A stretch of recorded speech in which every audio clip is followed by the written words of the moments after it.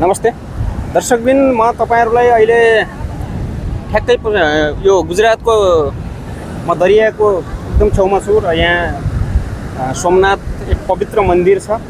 प्रकृतिको एकदम कलात्मक ठाउँ छ, एकदम सुन्दर छ र यहाँ विश्व भूगोलबाट जुनसुकै ठाउँबाट पनि हिन्दू धर्मावलम्बीहरू, हिन्दू धर्ममा आस्था राख्ने सम्पूर्ण व्यक्तित्वहरू यहाँ आस्था लिएर यहाँ उपस्थित हुने गर्नुहुन्छ। यहाँ आफ्ना मनका कुराहरू माग्न आउनु हुने गर्छ। यो एउटा दरिया हो, यो एकदम हेर्नुहोस् यहाँ एकदम भिड हुने गर्छ हमेसा सधैँ।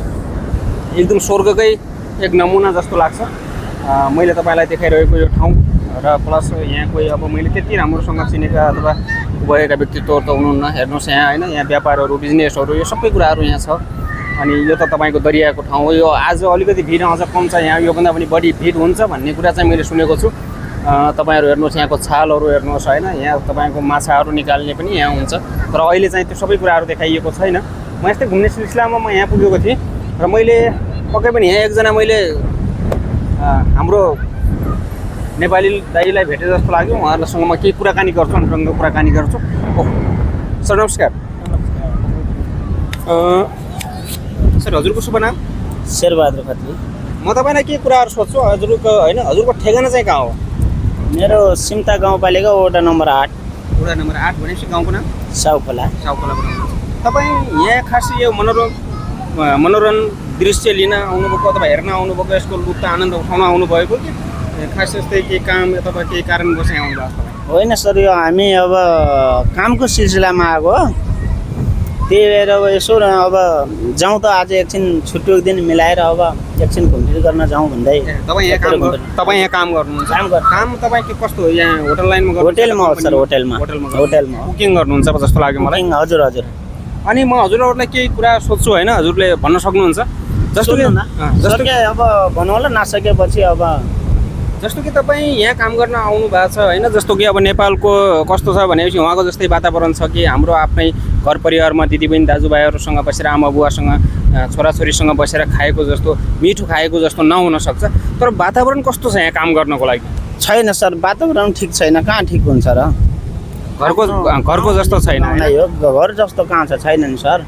अर्काको हो, नोकरी अब गर्नै पर्ने हुन्छ।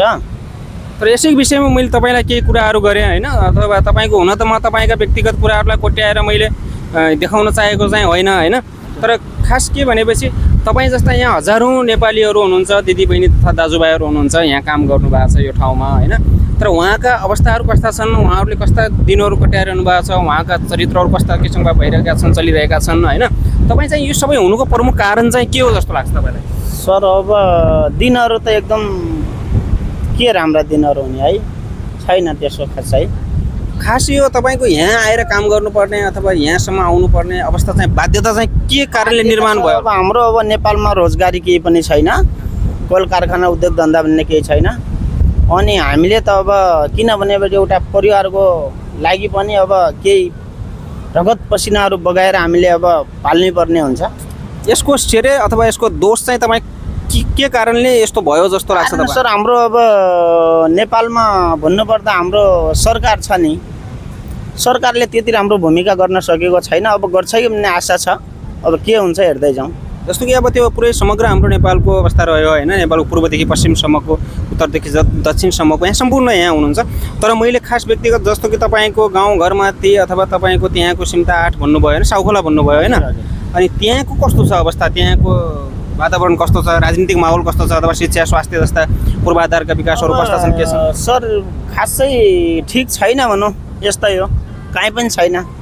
सिमताड साउखोलामा नै कि अब कतिपय ठाउँमा छैन भनौँ। जस्तो कि भर्खरै अब हाम्रो देशमा 7-8 महिना पहिला जेएनजी विद्रोहबाट पुरानो सरकार गएर नयाँ सरकार आएको अवस्था छ। यसबाट तपाईँहरूको अपेक्षा चाहिँ के छ, के गरिदिएको भए राम्रो हुन्थ्यो जस्तो लाग्छ? अब अपेक्षा त अब गर्छ कि भन्ने आशा पनि छ सर। अब गर्छै गर्दैन, अब हामीले अब हेरौँला। अब केही छैन, अब केही न केही रोजगारी सिर्जना गर्छ कि आफ्नै देशमा बसेर अब केही कल कारखाना उद्योग धन्दा भन्ने जस्तो केही गरेर केही गरिदिन्छ कि भन्ने आशा छ। हुन त अब जेएनजी सरकार आयो, त्यसले अब केन्द्रीय रूपमा अथवा केन्द्रीय संसदमा मात्रै प्रतिनिधित्व गर्छ होइन, स्थानीय तहमा त्यसले प्रतिनिधित्व गर्दैन। सायद स्थानीय प्रतिनिधित्व गर्ने पार्टीहरू पुराना नै छन्, पुरानै शैलीको छ। अनि हामीलाई चाहिने भनेको के हो भनेपछि हाम्रो समाजमा हाम्रो घर वरिपरि अथवा हामी हिँडडुल गर्ने ठाउँमा हामीले हाम्रो आँखाले देखिने ठाउँमा हामीलाई चाहिएको विकास भनेको त्यो नै हो होइन। त्यसको लागि तपाईँ अब केन्द्रीय सरकारले त सपोर्ट मात्रै गर्छ, स्थानीय सरकारमा नै सबै कुराहरूको निर्भर हुन्छ। तपाईँ त्यहाँको स्थानीय सरकारलाई चाहिँ तपाईँ के भन्न चाहनुहुन्छ? स्थानीय सरकारले अब गर्छ कि भन्ने आशा पनि छ सर, अहिले त छैन। अब हेरौँ अब के हुन्छ। जस्तो कि तपाईँका अब बालबच्चा पनि हुनुहुन्छ, त्यहाँ पढाइ लेखाइको बारेमा अथवा त्यो ठाउँमा त्यस्तो किसिमको अवस्था पढाइ लेखाइको बारेमा सरकारी स्कुलहरूमा अथवा प्राइभेटमा तपाईँले कति के हिसाबले पढाउनुहुन्छ त्यो मलाई थाहा छैन। तर तपाईँको बालबच्चाहरू कस्तो सरकारीमा पढ्छन् कि सरकारीमै हो सर? सरकारीमै हजुर। कस्तो छ त्यहाँको पढाइको माहौल? पढाइ अब ठिकै छ भन्नु सर। पढाइ राम्रो छ, पढाइ राम्रो छ तपाईँ ठिकै छ होइन। अब अनि के भन्न चाहनुहुन्छ त तपाईँलाई? यहाँ मेरो भ्युवर्सहरूले तपाईँलाई लाइभमा हेरिरहनु भएको छ होइन। तपाईँ मेरो भ्युवर्सहरूलाई के भन्न चाहनुहुन्छ अथवा मेरो भ्युवर्सहरूलाई तपाईँको त्यहाँको सिमताको वासीहरूलाई, मेरो भ्युवर्सहरू तपाईँको सिमताकोबाट जोडिने धेरै हुनुहुन्छ होला सायद होइन, उहाँहरूलाई चाहिँ तपाईँ के भन्न चाहनुहुन्छ? अब साथ सेयर गरिदिनु होला, यो भिडियोलाई सेयर अनि लाइक कमेन्ट गरिदिनु होला भन्ने मेरो अनुरोध छ। प्रिय दर्शकगण, मैले एकजना दाइसँग कुराकानी गरेँ, सरसँग कुराकानी गरेँ, बहुत मजा आयो, मिठो आयो, भलाकुसारी राम्रो लाग्यो। हामी जस्तै हाम्रा जस्तै हजारौँ दिदीबहिनी तथा दाजुभाइहरू यो ठाउँमा हुनुहुन्छ, यस पार्कमा आउनुभएको छ मनोरञ्जन गर्ने टाइममा। तपाईँको कामको समयमा छुट्टी लिएर तपाईँ यो पार्कमा आउने र मनोरञ्जन गर्ने गर्नुहुन्छ, थकानलाई मेट्ने काम गर्नुहुन्छ। उहाँ जस्तै हजारौँ दिदीबहिनी तथा दाजुभाइहरूसँग जोडिने चाहिँ मेरो इच्छा छ, आकाङ्क्षा छ। सायद म आउने दिनहरूमा हाम्रो नेपालको पूर्व पश्चिम उत्तर दक्षिण जुनसुकै ठाउँको जुनसुकै व्यक्तित्वहरू पनि भेटिनुहुन्छ, म उहाँहरूसँग मुलाकात गर्ने, भलाकुसारी गर्ने र उहाँसँग अन्तरङ्ग कुराकानी गर्ने म जमर्को गर्नेछु। र यो भिडियो तपाईँले सेयर गरिदिनु होला, लाइक गरिदिनु होला, कमेन्ट गरिदिनु होला। सामान्य काम छ, सानो काम छ, मैले यति अनुरोध गरेँ। हवस् त, अहिलेलाई छुट्टिन चाहिँ। हवस् त, धन्यवाद।